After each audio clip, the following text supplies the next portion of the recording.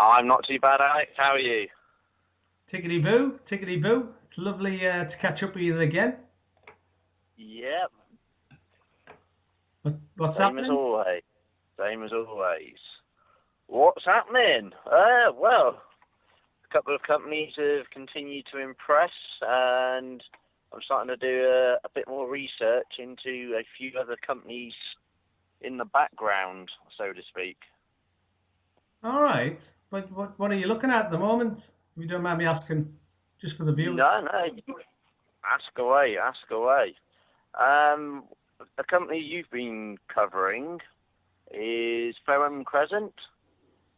Oh yeah, I'm still watching him. I'm trying to get hold of Justin Tooth actually, but he's not talking to me at the moment for some reason. Yeah, there's been a lot of media speculation, and I've gone off that obviously after our last chat. And again, the mining sector seems to be the one to get into, sort of rare earth minerals, and obviously your golds, your silvers, your coppers, your platinums, everything like that. Now, one that could be up and coming is basically iron ore. Now, they need obviously ferrous type metals still when it's ongoing, and basically, having had a look at Ferrum Crescent, they've restructured the whole company, and they've basically changed where they're going to be operating from to sort of align in on the old time zones. Yeah. So, having had a look at the company, they basically got a massive iron mine called Moonlight, and they basically own just under 100% of it, and they've got a lot of the sort of ferrous iron under the ground there, and they've done all the sort of jorks, they've got everything there, it's all set, all ready to go, and they've done all the work, they know what's there. Now, just that project alone, if you have a look at where the share price is and where it should be relative to it, and, you know, again, I mean, had a look at it and, you know, had a look at other companies that are roughly similar, just that one project alone is worth sort of 3 pence. When you have a look at it sort of in relation to other sort of areas. So it's looking very, very good. And what a lot of people haven't sort of had a look at, sort of in retrospect, is they have basically an option to buy on another sort of area. So I believe, obviously, you've interviewed Justin Tooth previously, and you know more about that.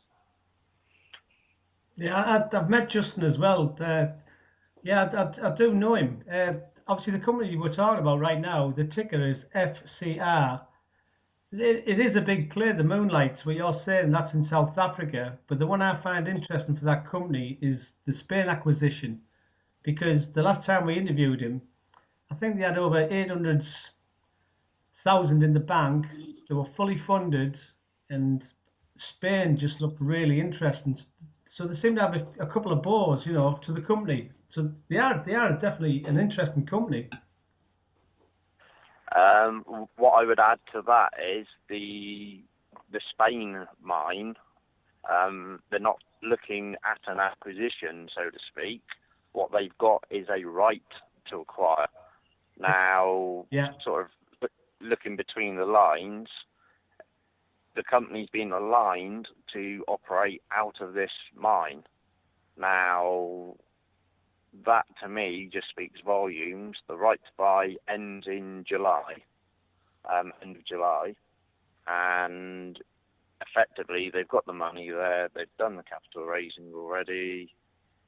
They did an equity fundraising at the end of April. Yeah. So, you know, and they've just done all the due diligence on it. It's a lead zinc project that they've got going, and it looks very, very prosperous to get into that area. Again, economically stable country. The CEO, he's very proactive. Just the way he's come about things, the way that the company's been restructured. Yeah. It means, just the way that the company's being driven, it looks very, very good. To me, it ticks all the boxes. Obviously, I don't know when you first started covering them what the share price is. Well, they've had a little bit of a spike, to be honest. I think what people probably are wary of, and it's understandable. If you go back to just the second week in May, I think they were about spot 14. So since then, obviously, they've risen quite a lot to spot 34, but now they've tipped away back down to about 24, spot 24. Yeah. But they're just sitting there. It's only got about a 3 million market cap at the moment as well. It's a very interesting company.